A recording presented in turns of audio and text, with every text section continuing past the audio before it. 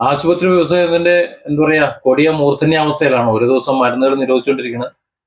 ആ മരുന്നുകൾ കഴിച്ച രോഗങ്ങൾ കൊണ്ട് കഷ്ടപ്പെടുന്ന കഴിഞ്ഞ ദിവസമാണ് കരൾ രോഗവുമായിട്ട് ബന്ധപ്പെട്ടിട്ട് അറിയാലോ, 10-30 വർഷമായിട്ട് നമ്മൾ തിന്നുകൊണ്ടിരിക്കുന്ന മരുന്ന് കരൾ രോഗം ഉണ്ടാക്കുമെന്നും കഴിഞ്ഞ 10-30 വർഷമായി ഉണ്ടാക്കിയിട്ടുള്ള കരൾ ശസ്ത്രക്രിയ, കരൾ മാറ്റമൊക്കെ ആ ഗുളിക കഴിച്ചുകൊണ്ടാണ് ഉണ്ടായതെന്നും അങ്ങനെ ആ ഗുളിക കഴിച്ചുകൊണ്ടുണ്ടായ കരൾ മാറ്റം, ആ രോഗം കരൾ രോഗവും അത് സംബന്ധിച്ചുള്ള സർജറിയും അതിനുശേഷം ആ വേദന മാറാൻ കൊടുക്കുന്നത് അതേ മരുന്ന് തന്നെയാണെന്നും ഒക്കെ കഴിഞ്ഞ ദിവസം ഞാൻ ഒരു വീഡിയോയിൽ പറഞ്ഞിരുന്നു. അത് പ്രമുഖ പത്രങ്ങളിലൊക്കെ വന്നിരുന്നതാണ്. ചാനലുകളൊന്നും അങ്ങനെ പറഞ്ഞു കേട്ടില്ല. ഒരു ആശുപത്രിയുടെ പരസ്യം കിട്ടുന്നുണ്ട്, അവർ പറയില്ല. ഇത് ഞാൻ പറഞ്ഞു വരുന്നത് ഇന്ന് ഒരു വീഡിയോ കണ്ടിട്ടാണ്. മീഡിയ വണ്ണിൽ കണ്ടുള്ള ഒരു വാർത്തയാണ്. ഒരു കൊച്ചിയിലെ ഒരു ദമ്പതികള്, ഒരു ഫാമിലി, അവർ ഒരു കല്യാണത്തിൽ പങ്കെടുക്കാൻ വന്നു. 22-ാം തീയതി, ഈ മാസം 22-ാം തീയതിയാണ് ഡെലിവറി ഡേറ്റ് പറഞ്ഞിരുന്നത്. അപ്പൊ സ്വാഭാവികമായിട്ടും സമയമുണ്ടല്ലോ എന്ന് കരുതിയിട്ട് വന്നതാണ്. പക്ഷെ എന്നാൽ വഴിയിൽ വെച്ച് പ്രസവവേദന വന്നു. അങ്ങനെ പ്രസവം ആരംഭിച്ചു. ആശുപത്രിയുടെ മുന്നിലെത്തിയപ്പോഴേക്കും ഏകദേശം കുട്ടി പുറത്തു വന്ന് തുടങ്ങിയിരുന്നു എന്ന് പറയുന്നുണ്ട്. അങ്ങനെ ആശുപത്രിയിൽ കാർ കൊണ്ട് നിർത്തുമ്പോൾ തന്നെ ആശുപത്രിയിലുള്ള ആൾക്കാരെല്ലാവരും ഓടി ഇറങ്ങി വരുന്നു. ഇറങ്ങി വന്നിട്ട് കുട്ടിയെ തള്ളയും ആശുപത്രിയിലേക്ക് നോക്കുമ്പോൾ നടക്കില്ല. അങ്ങനെ ഡോക്ടർ വന്നിട്ട് കാറിൽ വെച്ച് തന്നെ പ്രസവം എടുത്തു. അതിനുശേഷം കുട്ടിയെ തള്ളയും ആശുപത്രിയിലേക്ക് കൊണ്ടുപോയി, ഉള്ളിലേക്ക് കൊണ്ടുപോയി. അതിനുശേഷമുള്ള വാർത്തയാണ് സംശയം. അതായത് കച്ചവടമാണ് നടക്കുന്നത് എന്ന് പറയാൻ കാരണം.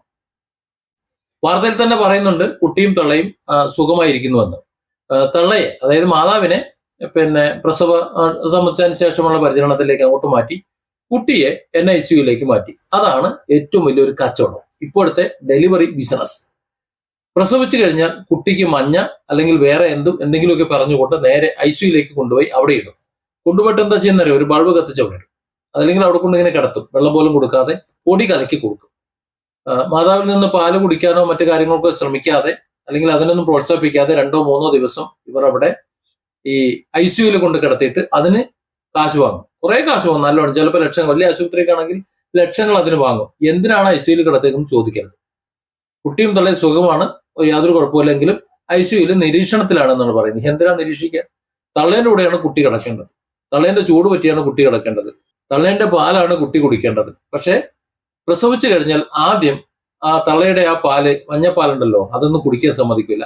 പകരം പൊടി കലക്കിയിട്ട് വെള്ളമാക്കി, പ്രസവിച്ചു വന്നിട്ടുള്ള നവജാത ശിശുവാണ്, അതിന്റെ പുറമെ നിന്നുള്ള ഭക്ഷണം കഴിക്കാനുള്ള ഒരു സാഹചര്യം അതിന്റെ പള്ളയിൽ ഉണ്ടായിട്ടില്ല.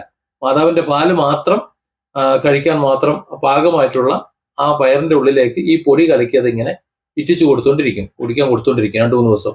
അവിടെ ആകുമ്പോൾ തീരുമാനമായി. പിന്നെ അത് കഴിഞ്ഞ് വീട്ടിലേക്ക് വന്നാൽ കഫക്കെട്ടായി. പിന്നെ ചൈൽഡ് സ്പെഷ്യലിസ്റ്റിന്റെ അടുത്ത് പോയി അങ്ങനെ അങ്ങോട്ട് കയറി ഇറങ്ങി നടക്കും. പിന്നെ കഫക്കെട്ടായി. പിന്നെ അതിന് കഫക്കെട്ടിന് മരുന്ന് കഴിക്കുമ്പോൾ അടുത്ത രോഗമായി.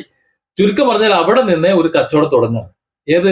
ആശുപത്രിയുടെ ICUയിൽ നിന്ന് തുടങ്ങുകയാണ് ഈ രോഗികളാക്കുന്ന ആസൂത്രിത ബിസിനസ് എന്ന് പറയുന്നത്.